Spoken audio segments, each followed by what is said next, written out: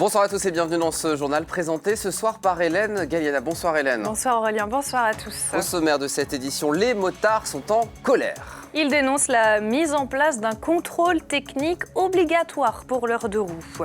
Une soupe solidaire se prépare avec les 19 bonnes tables sartoises grâce au potiron de Papéa Park avec les restes d'Halloween. Et puis en invité dans ce journal, Jean-Yves Denis, vice-président de l'association des maires ruraux de la Sarthe, maire aussi de Cromières, ce samedi, ils se réunissent en assemblée générale. les motards sont fâchés, Hélène, et ils le font savoir. La faute au Conseil d'État qui veut leur imposer un contrôle technique obligatoire comme pour les voitures, et ce malgré la volonté du gouvernement de déroger à l'obligation européenne. Mais en attendant des annonces concernant la mise en œuvre, la Fédération des motards en colère monte au créneau. Une manifestation aura lieu au Mans ce samedi entre Antares et la préfecture pour protester. Anthony Piton. Le contrôle technique pour les motos, pour Didier Grison, c'est non. Depuis plus de 10 ans, ce motard en colère lutte contre sa mise en place. D'après lui, les motards sont responsables et ils ont l'habitude de constater eux-mêmes les défaillances sur leur moto. Ils vont contrôler l'état des pneus, les plaquettes, les disques, le kit chain s'il y a une chaîne, s'il y a une transmission, ils ne pourront pas contrôler, l'éclairage, qu'est-ce qu'ils vont contrôler en plus? C'est ce que nous on fait déjà avant de partir. Et nous, on n'en veut pas de ce contrôle technique. Si vraiment l'État veut faire avoir plus de motos qui polluent, qui nous mettent des primes à la reconversion pour l'achat d'une moto. Ils font bien sur les voitures, pourquoi pas sur une moto? Alors, on va nous dire la pollution, mais une moto, ça pollue moins qu'une voiture. Même son de klaxon chez ce professionnel de la moto au Mans. Le contrôle technique, il n'en veut pas. C'est 0,3% des accidents qui sont liés à une défaillance, un problème technique. Donc est-ce que c'est le cheval de bataille actuel? Je ne pense pas. Voilà, l'état des routes, des choses comme ça, les pourcentages d'accidents sont beaucoup plus élevés, quoi. Le contrôle technique aurait existé il y a 15-20 ans peut-être. On voyait ce que moi j'appelais des épaves roulantes, on en voyait, on en rachetait, qu'on recyclait déjà, qu'on passait chez les épavistes. À l'heure actuelle, quand ça m'arrive 1 à 2 fois par an sur plus de 1000 véhicules vendus sur la concession, voilà, ça n'existe plus, au grand bonheur des motards et de leur sécurité d'ailleurs.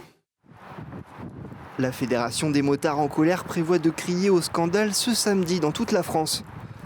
Au Mans, la manifestation prendra la forme d'un cortège à 14h entre Antares et la préfecture. Au volet économique, Hélène, une bonne nouvelle pour LDC qui affiche une croissance à 2 chiffres pour 2022.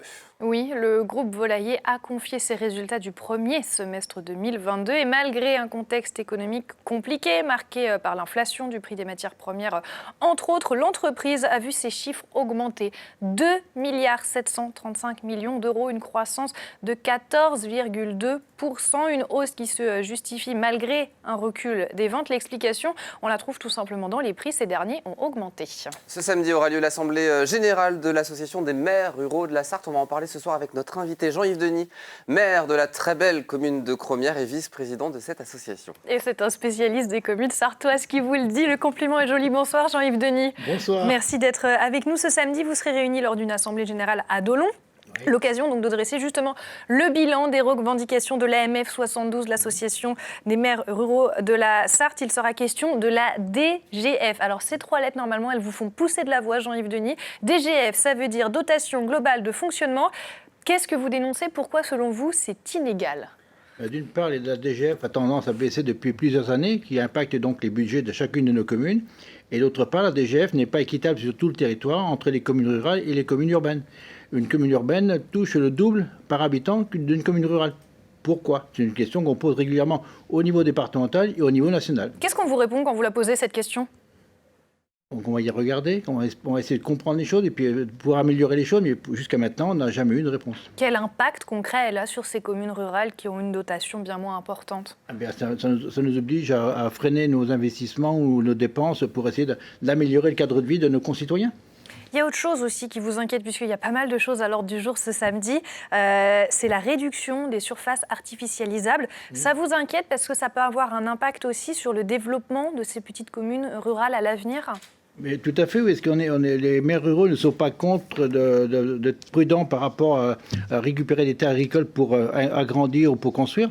Mais en même temps, les communes rurales, souvent, qui ont été déjà économes depuis longtemps à ce niveau-là, vont se retrouver sans doute avec des disponibilités encore beaucoup plus restreintes que par le passé, donc qui va impacter directement leur envie de pouvoir continuer à construire. Et construire pourquoi ? Pour maintenir les écoles et le commerce. Donc ça devient compliqué. Et là, on veut justement reprendre ça au niveau départemental et national avec l'État pour essayer de trouver des compromis et trouver des solutions acceptables pour les communes rurales qui sont très préoccupées aujourd'hui. Parce que la question sous-jacente aussi à tout cela, c'est l'attractivité de ces petites communes. Bien sûr, bien sûr. Et c'est vrai qu'on pense souvent, dans la région, on pense au littoral, bien entendu, mais il n'y a pas que le littoral, il y a les communes rurales aussi qui sont un peu à l'écart et pour lesquelles elles ont envie aussi de ne pas disparaître, quoi. Vous pensez justement que cette réduction des surfaces artificialisables, ça peut mettre en péril certaines communes aujourd'hui en Sarthe ? Ça peut mettre en péril beaucoup de communes rurales. C'est pour ça aussi qu'on alerte donc les pouvoirs publics pour réfléchir ensemble, parce qu'effectivement, c'est bien de réfléchir ensemble et de trouver la bonne disposition, quoi. Les médecins aussi, il en sera aussi question. Alors, c'est un marronnier, c'est ce que je disais avec vous en préparant cette interview, c'est-à-dire que tous les ans, vous dites on manque de médecins, il n'y a pas que vous, il y a aussi les grandes communes. Oui. Il y a des petites solutions à l'échelle locale quand même qui sont trouvées, on pense par exemple aux maisons médicales de santé, oui. etc. Est-ce que ça marche ? Est-ce qu'on en trouve dans les territoires couverts par l'association ? Et si oui, pourquoi ? Sinon, comment ? On en trouve des solutions avec les maisons de santé ou d'autres dispositifs, quoi. Mais souvent, la plupart du temps maintenant, c'est qu'on n'a pas les praticiens à mettre dans les établissements, quoi. Là, aujourd'hui, on en manque de praticiens, non pas seulement de médecins, mais de toutes les corporations du monde de la santé, quoi. Et ça devient très compliqué. Et aujourd'hui, on voit bien ça avec les réunions avec la préfecture et l'ARS, on n'a pas de réponse. Vous travaillez aussi, j'imagine, avec l'association contre les déserts médicaux, qui est très tout à fait, active sur le territoire. Mais là, oui, parce qu'on doit rencontrer encore le collègue, le maire de Loué là-dessus. Mais on n'a pas de réponse. On a quelques éléments par-ci, par-là, mais c'est très épars et c'est pas concluant pour tout le territoire, quoi. Et vous aurez l'occasion de dire tout ça justement ce samedi à Dolon lors de votre assemblée générale. Un dernier mot justement sur ce bureau puisqu'il va changer. Dominique Dumeau, le maire de Fercé-sur Sarthe, a démissionné de son poste de président de l'association des maires ruraux. C'était en octobre dernier. Il va falloir lui trouver un successeur. Eh oui. Qui sera candidat? Qui sera candidat? Pour l'instant, les candidats ne se bousculent pas au portillon. Effectivement, je l'ai remplacé au pied levé depuis un an. C'est une tâche qui est très intéressante, mais pour laquelle il faut une disponibilité importante, quoi. Et ça peut se faire qu'en étant plusieurs pour travailler ensemble. Parce que la Dominique avait le temps, il était jeune retraité et ça lui plaisait beaucoup. Moi, je n'ai pas les mêmes disponibilités. Donc, si je dois être obligé de prendre la suite, il faudra le faire avec un collectif, quoi. L'appel est lancé, en tout cas, pour le maire d'une petite commune rurale du département, s'il souhaite Là, je ne demande pas mieux que de retrouver d'autres candidats dans le bureau. On a un bureau de 13 ou 14 personnes. On doit bien trouver les gens pour aider ou pour prendre, il n'y a pas de souci. Merci beaucoup Jean-Yves Denis. Vous êtes maire de Cromières et vous êtes surtout, en tout cas à ce jour, vice-président de l'Association des maires ruraux de la Sarthe. On embrasse les nombreuses Cromiéroises et Cromiérois qui nous regardent ce soir dans ce journal. On va parler solidarité à présent, Hélène, et pour commencer, on va prendre la direction de la route du Rhum. Une course à laquelle participe Samantha Davis. La navigatrice devrait arriver ce vendredi en Guadeloupe avec un bateau aux couleurs de l'entreprise sartoise Initiative. Elle s'était fixée lors de sa traversée l'objectif de sauver 20 enfants, à savoir un clic sur les réseaux sociaux égale un don pour les enfants. Avant même son arrivée, son défi solidaire est d'ores et déjà rempli. 20 enfants atteints de malformations cardiaques pourront être opérés et sauvés, et même plus, puisque la course n'est toujours pas terminée pour la jeune femme. Bon, sinon, côté course, justement, c'est quelque peu compliqué pour elle. Un souci de qui l'oblige à ralentir sa vitesse. Elle se classe actuellement à la 53e position et devrait donc arriver ce vendredi. Et puis la 38e campagne des Restos du Cœur est officiellement lancée. Depuis ce mardi, effectivement, et cette dernière s'est adaptée à la situation économique globale. Les barèmes d'admissibilité ont été revus à la baisse. Auparavant, le calcul des bénéficiaires s'effectuait en fonction du montant du reste à vivre. Une fois le loyer payé, ça a changé dorénavant. Les charges et factures sont aussi retirées afin de recalculer au plus juste possible le reste à vivre des bénéficiaires. À l'échelle nationale, les Restos du Cœur ont constaté une augmentation d'environ 20% justement de bénéficiaires. Et puis toujours sur le sujet, une soupe anti-gaspi et solidaire se prépare à Papéa Park. Elle est préparée par une dizaine de chefs. Ils se sont réunis ce mardi au sein du parc d'attractions pour cuisiner citrouilles, butternut et autres cucurbitacées. L'objectif, en faire une soupe qui sera distribuée avec des associations aux plus démunis durant le marché de Noël du Mans. Reportage de Florent Wozniak. C'est une cuisine un peu particulière dans laquelle l'association des 19 bonnes tables sartoises s'est réunie ce mardi 22 novembre. Au cœur du parc Papéa, les chefs aiguisent leurs couteaux pour s'attaquer aux nombreuses courges qui les attendent.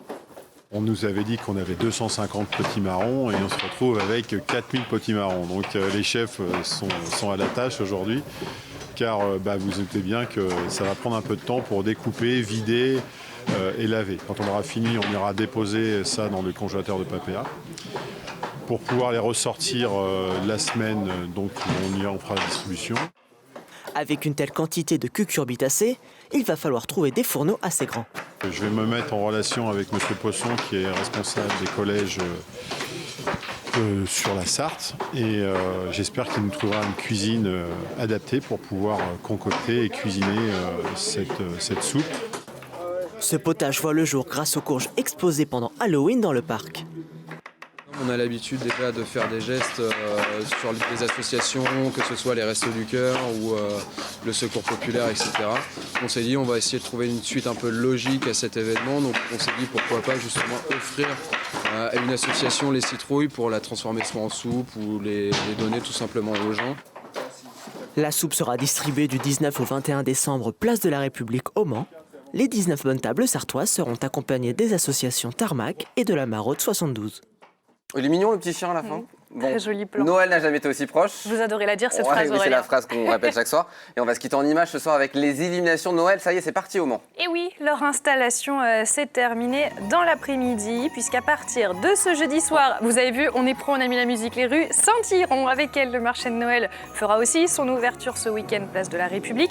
Plusieurs temps forts seront proposés pour les Sartois, mais aussi les Manceaux, jusqu'à fin décembre. Côté consommation, puisque cette actualité, le maire du Mans a tenu à préciser qu'il était important, selon lui, de maintenir ces illuminations pour les enfants et puis aussi pour ceux qui le sont restés comme vous, Aurélien. Cela coûtera la consommation de 5 foyers Manceaux en électricité. Place donc à la magie de Noël. C'est terminé, on n'a plus des images car Aurélien, je vous l'avais écrit, on n'a jamais été aussi proche de Noël. Merci beaucoup Hélène. C'est la fin de ce journal. Est-ce que vous savez dire Noël, joyeux Noël en allemand? Toujours pas, mais Toujours je vais pas. l'apprendre dans 15 minutes, Avec c'est notre ça. volontaire européenne dans quelques instants, juste après une petite page de pub. Vous restez avec moi? Évidemment. Il y aura la météo aussi, donc on se retrouve juste après. À tout de suite. Un guten Tag.